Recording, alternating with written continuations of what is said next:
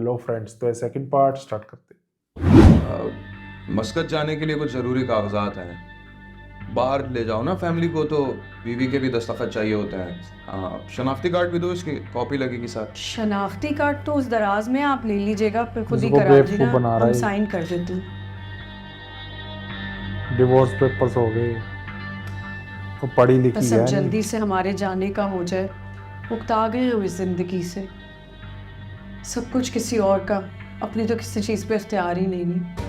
साहिबा बेगम, अभी तो तुम्हारा शौहर भी किसी और का होने जा रहा है। साइन कर दी है तुमने शौहर की दूसरी शादी के इजाजतनामे पर। ओ,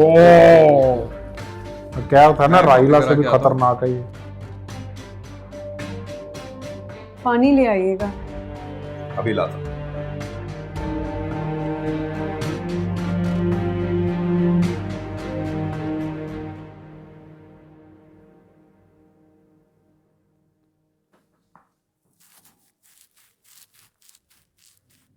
फिर तुम्हें पता है कल मैं कितना रो रही थी? हम तो कल रो रही थी ना, हम तो जिंदगी भर ही रोएंगे। तुम्हें नहीं लगता कि शादी के बाद हमारी जिंदगी पे फुल स्टॉप लग गई है? फुल स्टॉप का तो नहीं पता, लेकिन जिंदगी की डायरेक्शन बिल्कुल चेंज हो गई है।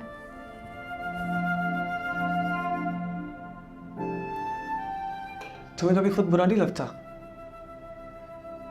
कि जब दोस्तों में बैठी होती है और एकदम से उठ के भागना पड़ता है कॉल करने के लिए घर पे कि हनाया कैसी है, या कभी एहसास हुआ हो कि किताब पढ़ी हो दूसरे हाथ से जो है डायपर चेंज।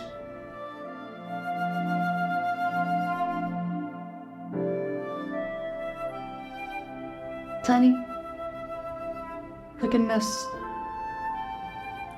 इस बात से खुश हूँ कि कम से कम पढ़ तो पा रही हूँ। बड़ों का फैसला था, लेकिन भुगतना तो पड़ेगा ना हमें। ये पढ़ाई की खुशी मुझे नहीं मिल सकती कभी, मुतमईन हो गया उस चीज में। ये देखो जरा आईने में, एनी का शौहर फाखिर, समीना अहमद का बेटा फाखिर, इनाया का वो फाखिर, ज़हीर अहमद का इकलौता वारिस फाखिर। मैं खुद का क्या हूँ मुझे कुछ पता ही नहीं। इन सब झंझटों में फाखिर हो गया कहीं।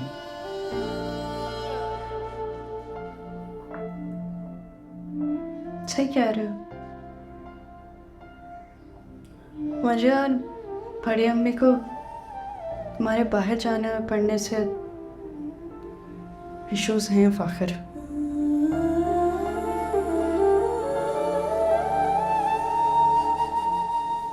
खैर,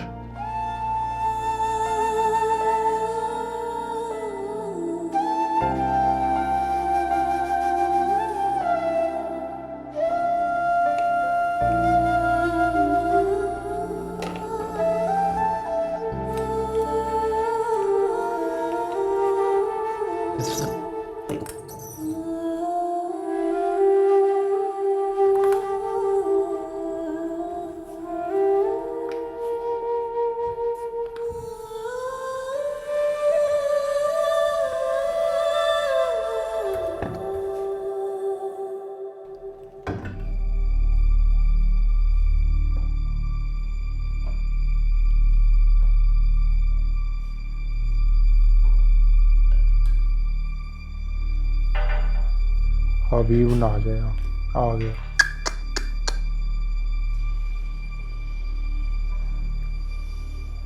बहुत बदतमीज हो गई हो तुम। कल क्या किया तुमने मेहमानों के साथ? राहिला ने मुझे बताया, मैं आया था तुम्हारे कमरे में मगर तुम सो रही थी। कोई गलत काम तो नहीं किया मैंने अब्बा? जो होने जा रहा था बस वो रुका है। जब घर के बड़े मौजूद हैं तो तुम होती कौन हो फैसला करने वाली? हाँ, पर ये जो घर के बड़े कभी कभी फैसले करते हैं ना, कभी कभी ना ये ठीक नहीं होता। इसी चीज़ ने तो मुझे सिखाया है कि छोटी उम्र की शादी सही नहीं है। राहिला की उसके जानने वालों के सामने कल बेइज्जती हुई है। नेकी करने जा रही थी वो, एमन की शादी हो जाती तो उसका मुस्तकबिल बन जाता। पर अगर मैंने इतना कोई गलत काम किया होता तो फिर आपने तो कहा कि आप रात में मेरे कमरे में आए थे और मैं सो रही थी। और कोई इतना बुरा काम करता है तो फिर वो इतनी गहरी नींद सो नहीं पाता। वाह जो देर हो रही है अब तो मैं निकलती हूँ। भाई मजा आ गया आज तो। अच्छा एनी ने इसको डांटा है। मजा आ गया कल भाई। मेरा एंट्री टेस्ट है और तुम मुंह लटकाए नाजिल हो गया हो। परेशानी क्या है यार? परेशानी ना मैं तुझे बताता हूँ क्या है। परेशानी ये है कि मेरे घर में ना किसी को ये समझ नहीं आता कि मेरी परेशानी क्या है। मुझे लगता है कि इस बेवक की शादी से जो है ना एनी को मसला हुआ है, मुझे कुछ नहीं हो। लेकिन ये तो सच है ना यार। तो खुद ही तो बता रहा था कि वो बेचारी बेहोश हो गई है। 2 दिन अस्पताल में रही है, कोई मामूली बात थोड़ी है। यार मैं जानता हूँ कि भाई उसको हेल्थ इश्यूज हुए हैं शादी के बाद, लेकिन कुछ मेंटल स्ट्रेस भी होता है जो बंदा रहता है। वो मैं झेल रहा हूँ उसके साथ साथ, वो भी कर रही है। लेकिन कोई मेरे भी तो मसले समझे। मतलब मैं इस उम्र में वो जिम्मेदारियां निभा रहा हूँ जो मेरे अब्बा निभा रहे थे। किसी को मेरी तकलीफ से कोई परवाह नहीं। सही बात तो बिल्कुल सही है, लेकिन एनी को बच्ची भी संभालनी है और घर भी देखना है, तो इसलिए उसके ज़्यादा मसले मसाइल हैं। मेरे मसले नहीं है क्या भाई, मेरे भी है। मतलब मेरी जिंदगी शादी के बाद 360 डिग्री चेंज हुई है। तो अगर खुद मुझे बता मेरे कोई एम्स नहीं थे क्या? थे ना, बिल्कुल थे। मतलब कितनी अच्छी क्रिकेट खेलता था मैं, खुद बताओ। टीम का कैप्टन था मैं हमारे स्कूल की। अगर कुछ नहीं बना तो मैं जो हूँ वो क्रिकेट ही खेल लूँगा यार, ज़्यादा से ज़्यादा क्या हो, क्रिकेटर बन जाएंगे अगर नहीं पढ़ पाया। लेकिन कुछ कर पाया नहीं। उसके अलावा भाई मुझे साइंस से ज़्यादा जो है ना कॉमर्स पसंद थी।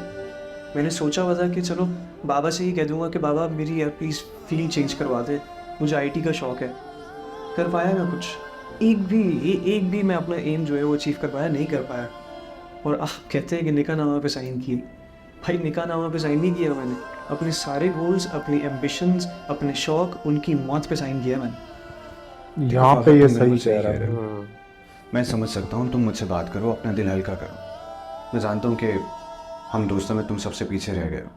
और अगर अब तुम स्टडीज़ के लिए बाहर जाना चाहते हो तो मेरा ख्याल है कि नहीं जाना। आंटी और एनी को तुम्हें नहीं रोकना चाहिए यार। It's very simple. चल एक काम करो, मुझे बताओ कुछ खाना है, कुछ पीना है? वो वाह, वेटर बुलाओ। Excuse me.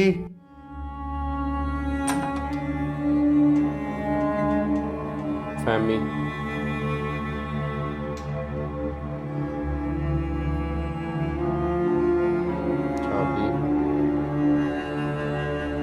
कैसे मुंह बना के बैठी? वाला हालत से नहीं उतर रहा। बड़ी ड्रामेबाज है। इतनी इज्जती हुई है मेरे जानने वालों के सामने में, और समझने वाला नहीं थी इस बात। मुझे एहसास है तुम्हारी बेइज्जती का। मैं इसलिए मैं आज ऑफिस नहीं गया। उससे मुझे क्या फर्क पड़ेगा? क्लास लिया नहीं की? अभी उसे ही डांट कर आ रहा हूँ, अभी अभी। डांट खा के आ रहा है। झूठ बोल रहे हो ना? मैं क्यों झूठ बोलूंगा? अच्छा, जितनी बदतमीज है वो, अगर डांटा होता उसे तुमने तो घर में एक हंगामा खड़ा हुआ होता। अभी क्यों असल हंगामा बात करेगी ये वो? हंगामा चाहती बाप हूं मैं उसका। मजाल मेरे सामने कुछ बोले, मैं डांटता रहा और वो खामोशी से सुनती रही। अच्छा, डांटा है उसे तुमने? हाँ।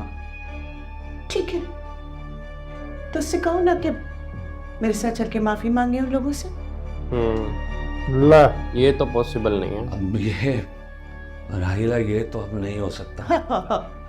हाँ, क्योंकि बीवी की तो कोई इज्जत है ही नहीं, बेटी की इज्जत प्यारी है बस। नहीं, ऐसा नहीं है। वाकई मैं नहीं बस ये जाना चाह रहा है। हूँ कि तुम इस मामले को खत्म कर दो। कुछ अरसे बाद एमन के लिए कोई और रिश्ता तलाश कर लेना। जाहिर सी बात है, उन लोगों ने तो थूकना भी नहीं है ना अब उस घर पे। इसी के साथ सेकंड पार्ट एंड होता है, मिलते हैं थर्ड पार्ट में। Bye bye.